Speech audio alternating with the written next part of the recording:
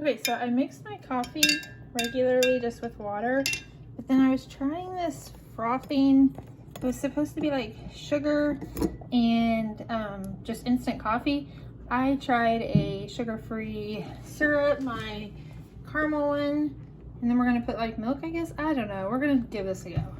But you can see it's really thick, which is what it's supposed to be. You're supposed to just dollop that in milk, but I'm just gonna try to make it a little bit more fancy.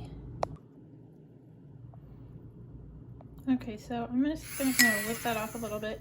I did put a little bit of vanilla creamer, frosted a little. Okay. Put it in my ice. So this is gonna be a strong coffee today for sure. Maybe this is gonna come out. Maybe it's not. Hold on. I'm gonna hold with my other hand so you can kind of see how thick it is.